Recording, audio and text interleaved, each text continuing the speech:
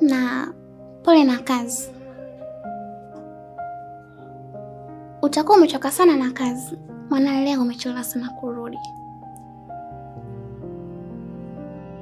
Nilijua tu huwezi kupindua.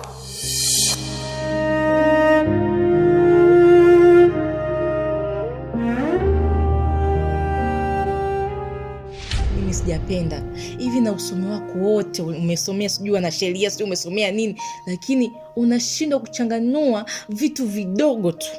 Kaka, mimi nakwambia kaka, ni sijapenda. Yaani umenichukiza kwa hili.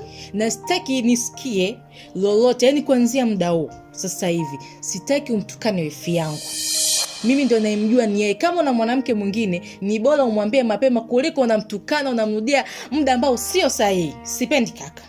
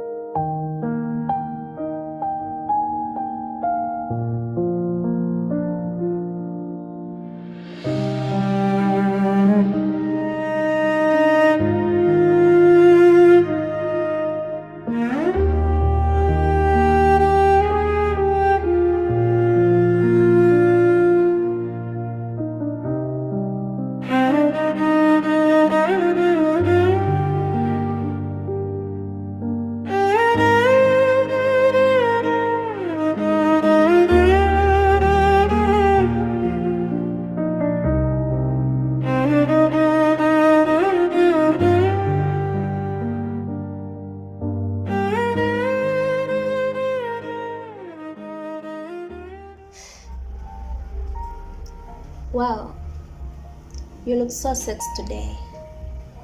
Karibu. Naona leo umewahi sana. Umepatwa na nini?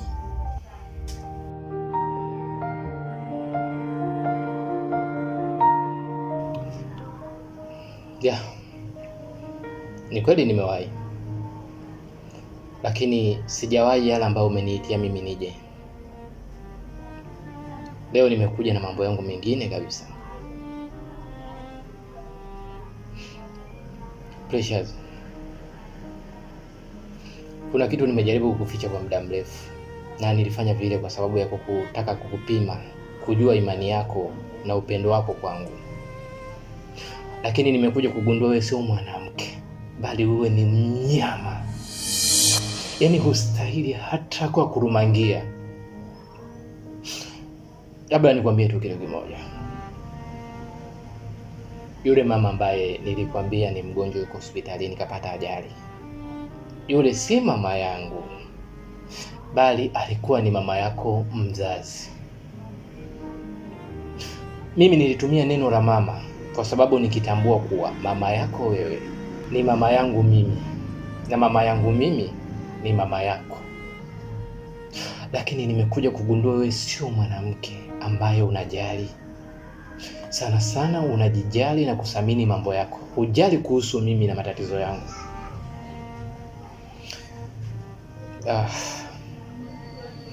Nilipofikia panatosha.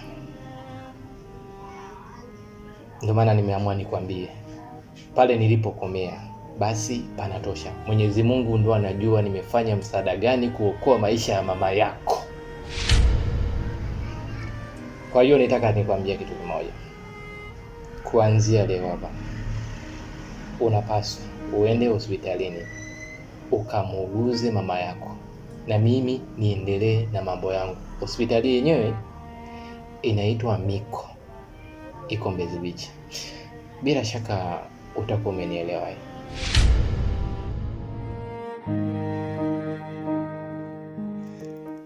Okay. Mimi nimekuelewa dada yangu. Uzuri ni kwamba wife na yuko hapa. Mimi nitalifanyia kazi hilo. Na pia mambo nisamehe. Niwe radhi kwa hilo. Kaka, kama ni masuala ya mtoto, ni Mwenyezi Mungu ndo anayepanga, sio sisi binadamu. Vumilia, kuna leo, kuna kesho, ipo siku kakangu utakuja kupata mtoto. Sawa wifi yangu, umenielewa? Sawa. Labda nimeshakuelewa. Nikutoe hofu. Yeah.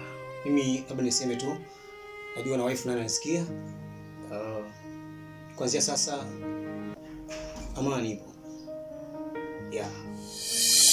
Unaona wifi yangu mwenye mrembo, mashallah, afu nampa stress za kijinga. Inabidi yani ale ashibe, si unajua tena. Wifi naye. Hebu smile kidogo. Kaka. Naam. Wifi. Mimi nilikuwa napita zangu tu.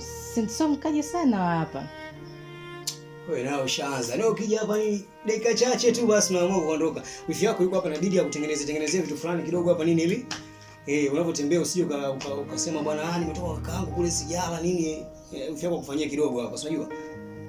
Naona wifi atachafua mikono yake. Mimi ngoja niwaache. Yani ningepata hata maji kidogo. Ningekushukuru wifi yangu. Ngoja nikakuletea mama.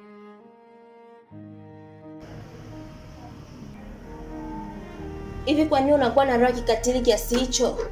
Kwa nini kuniambia kwamba ni mama yangu mzazi? Kwa nini ulificha kivuli kusema kwamba ni mama yako? Je, angefariki ingekuaje? Mimi ningeishije? Kwa nini unakuwa na roho mbaya kiasi hicho lakini magembe?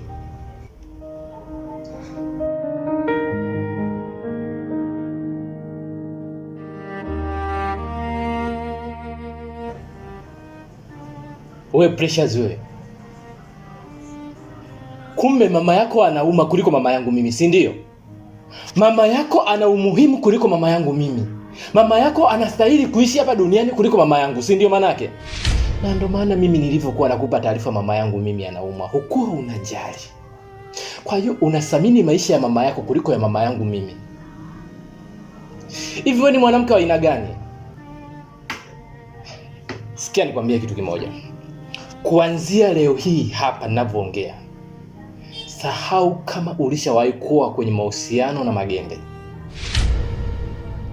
Nilijaribu kukupima kwa lengo la kutaka kujua wewe ni mwanamke wa aina gani na una roho ya aina gani, lakini nimekuja kugundua wewe ni shetani ambaye unatembea, tena shetani wa kike. Yaani haufai hata kwa kurumangia. Halafu unakuta kuna mtu eti anataka kusema kwamba wewe ni mke. Mke witch. Mke huu. Hivyo unastahili kuwekwa ndani. Wewe ni shetani ambaye anatembea kwenye kivuli cha binadamu. Ningekuwa na chaguo la kusema kwamba hapa duniani mbaya yoyote namuua, basi wewe ndio ungekuwa namba moja. Ningekuua nikakukatakata vipande nikaviweka kwenye katasi nikaenda kuvitupa hata baharini ulio na mamba huko.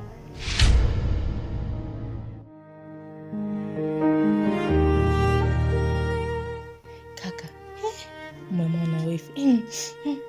Jamani. Ile dadangu ni kiboko wewe. Unajua ni mwigizaji kabisa. Kaka. Nakubali sana. Je, ni abushi? Mimi ndo wifi. Yaani mimi na Edamu mimi siwezi kukupinga kakaangu. Mimi nakwambia, ila sikiliza dada. Mpango wetu uko pale pale. Yaani nichezeshe pale. Wewe nakuaminia. Mpango wetu uwe pale pale. Sikupingi kakaangu. Usiniangushe. Sikuangusha. Sawa.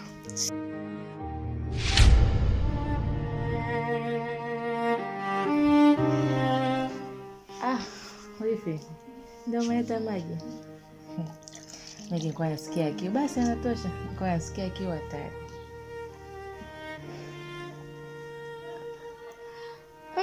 Asante. Wewe mimi niwaache. Kaka. Basi mimi naenda. Basi sawa.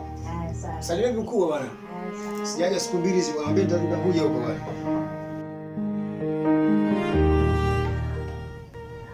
By the way, sijaja kulumbana sana na wewe hapa kwenye ofisi yako. Kwa hiyo nikutakie tu maisha mema. Usije kujaribu kunitafuta. Usije ukajaribu kufuatilia maisha yangu. Wallahi na hapa nitakuja kukukatakata vipande alafu wewe. Mimi nikutakie tu maisha mema. Okay? Bye bye.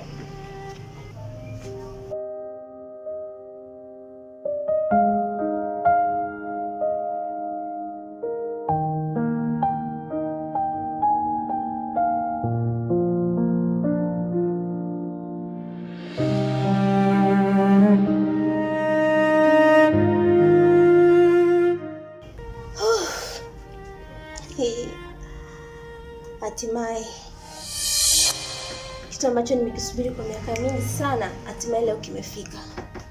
Ni wakati wangu.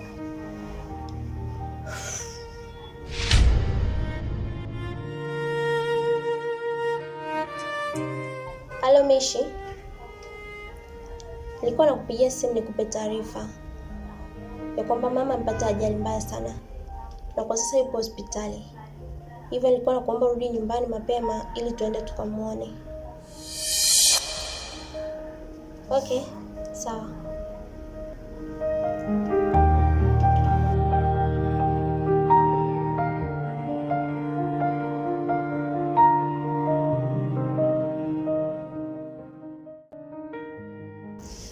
Huu ndo wakati wa kuongea na dokta.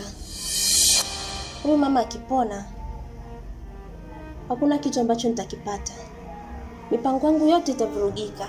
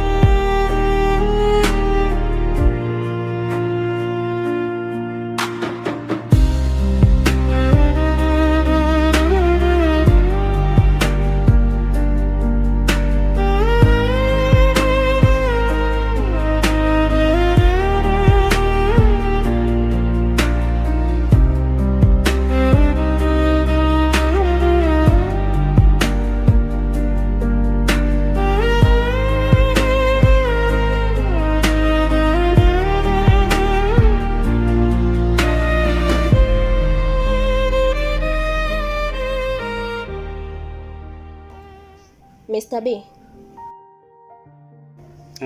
Yes, madam.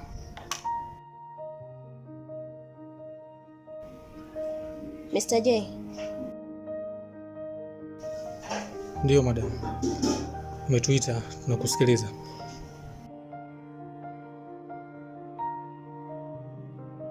Nadhani sio mara ya kwanza kufanya kazi na ninyi. Uwezo wenu wa kazi na ujua vizuri. Misheni iliyopo mezani siku ya leo ni kuhusu Madam Catherine. Amepata ajali mbaya sana na kwa sasa yupo hospitali ya Miko iliyopo Mbezi Beach. Nahitaji usiku wa leo muondoe uhai wake kwa gharama yoyote ile. Mfanye mnavyoweza kufanya, isifike asubuhi. Taarifa nipate nzuri. Lakini si mama yako yule? Kwa nini unafanya yote haya wakati yule ni mama yako? Uone kama unahatarisha maisha yako baadaye. Ndiyo, ni mama yangu, lakini sio mama yangu mzazi, na nadhani misheni yangu yote mnaijua. Naomba kazi yangu ifanyike.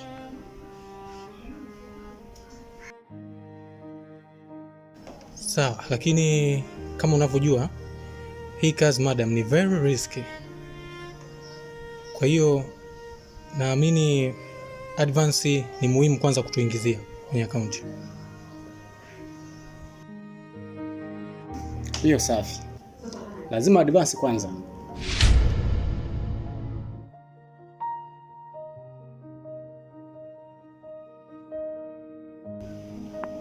Very risk. Simba huwa haogopi vitani. Uzuri akaunti zenu za benki ninazo, hivyo natumia advance. Kazi yangu ikishakamilika na clear muamala.